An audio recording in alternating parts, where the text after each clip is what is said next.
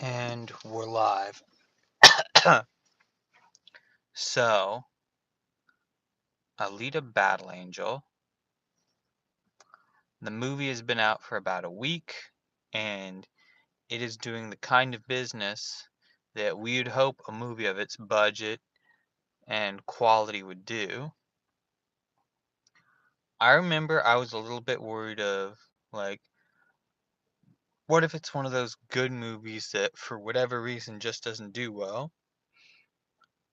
And then I had a revelation. This is a much better movie than Venom, and it's a much better movie than Justice League. Has great acting and great story, so of course it has to do good. So I'm happy about that. As I've said before, this is one of those movies that I've been waiting for it to come out for a while. I remember hearing in the mid 2000s James Cameron got the rights to it, and I'm thinking, oh wow, he would do great for this material.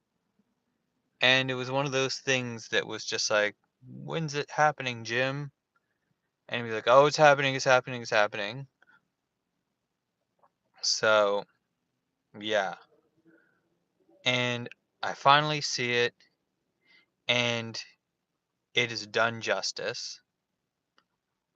I did another video about it, and that was kind of more reactionary to it. This is kind of more thought out after some time has passed.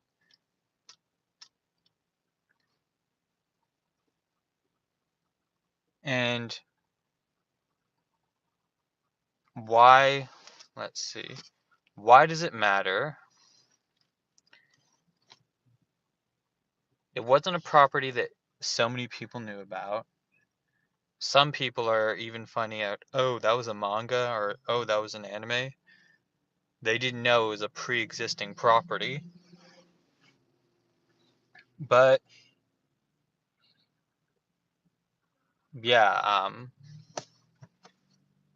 it I liked it and I was invested in it because it's meant something to me ever since I discovered it way back when. I want to say it was either like 1998 or 99 that I found out about it. What would happen is I used to love going to this bookstore called Borders, and it was the big rival to Barnes and Noble, but it was actually like way cooler than Barnes and Noble, or at least the one at the quarry was. So anyway, I'm going through.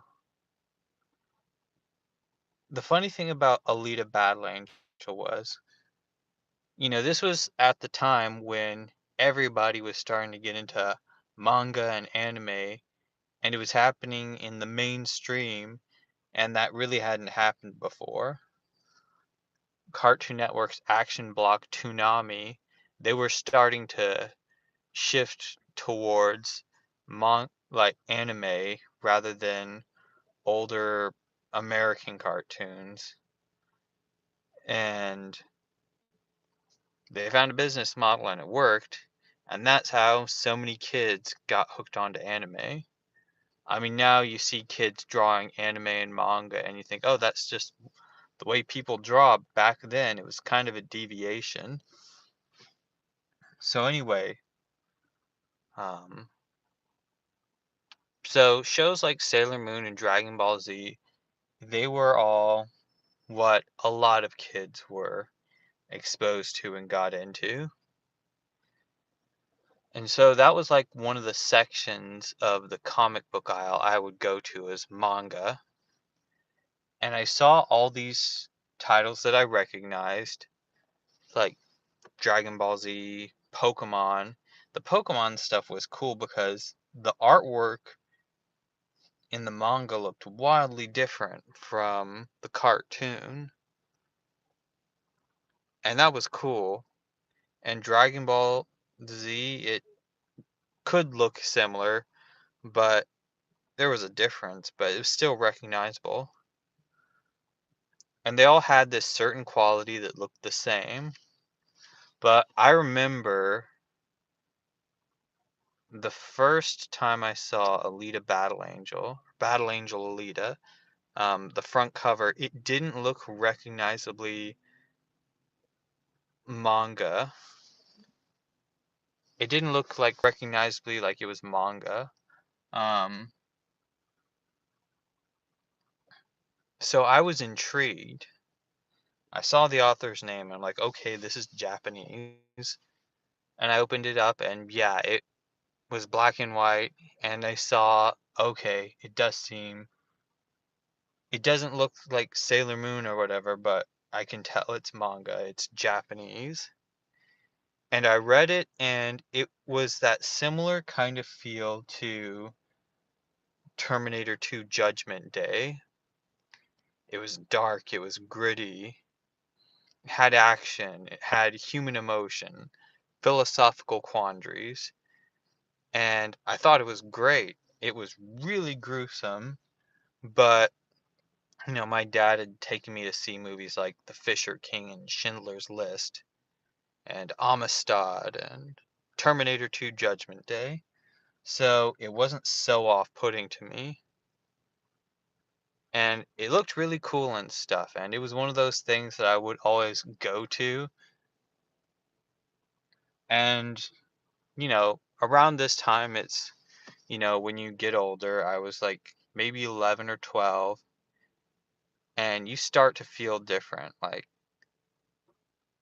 it's so weird how your body matures at the exact same time that you have existential quandaries, that you try to see the bigger picture or whatever, and that just gets at you. And I don't know, Battle Angel Alita dealt with that. And then, my parents split and that's all that stuff. So you mature, you think philosophical stuff like existential things, and then, parents split, everything just it's like one bomb explosion magnifying another. And Alita Battle Angel kind of dealt with like all that kind of stuff. So it was one of those things where I could kind of like see myself in it. And so, yeah, I was invested when I would hear people were gonna be involved in this. And so I remember when I saw it, and there were one or two things I wanted to change, but for the most part, I thought it was really cool. And I was happy with how it turned out, and I want to see more of them made because it got all those things that got me in the first place. I saw the emotional pathos, the existential rabbit trails, maybe to a lesser degree, way more than they had in Ghost in the Shell. Um, and I'm like, okay, it's been done justice. And in a weird way, it was kind of like I've been done justice. So I was happy with how it turned out. And that's why it matters to me. It was like something important that somebody wasn't just like, oh, we'll do this and you'll give us money. They actually had respect for it. So, Robert Rodriguez, James Cameron, you did a great job, and I